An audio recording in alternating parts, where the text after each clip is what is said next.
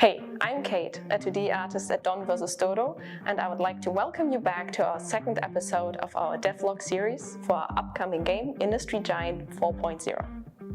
Last time we talked about our town buildings. Now we will go out onto the streets, because in today's episode we'll dive into the traffic system of IG4. In order to supply your production chains and shops, your goods will need to be transported.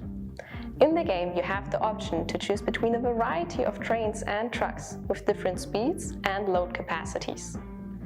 However, the trucks share the same road as the NPC cars with unpredictable movement. So, to avoid collision or getting stuck on the road and rails, we implemented a traffic system that now Timon will tell you more about in greater detail. Hello, my name is Timon and I'm a programmer at Don vs. Dodo. One of my responsibilities is the vehicle behavior, and I'm eager to walk you through our setup. Before we go into the traffic itself, however, I will quickly explain how our lane networks work in order to give a little bit of context. Looking at a two-way street as an example, when roads are built or generated, lanes are created on simple edges on either side of the road and more complex lane networks on intersections going from every entry to every exit. Having the lanes interwoven and overlapping like this, whilst vehicles are traveling at different speeds and on different paths, makes traffic control difficult. We have solved this issue by letting vehicles reserve lanes for themselves. Once a vehicle is dispatched, it will calculate the shortest path to its destination.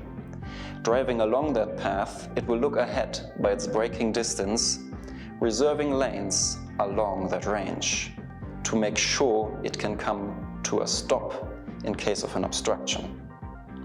If it does encounter a reserved lane, it will stop and wait until the lane becomes available again, or match its speed to the vehicle up front according to situation. This method allowed us to easily implement traffic lights. Currently, if an intersection consists of only city roads, traffic lights are spawned.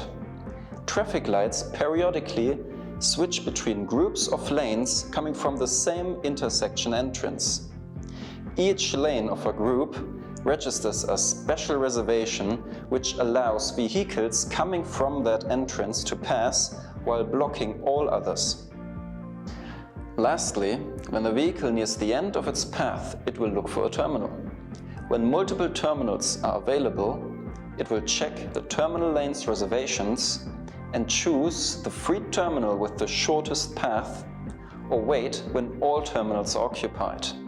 That way it is ensured that all terminals are used at capacity.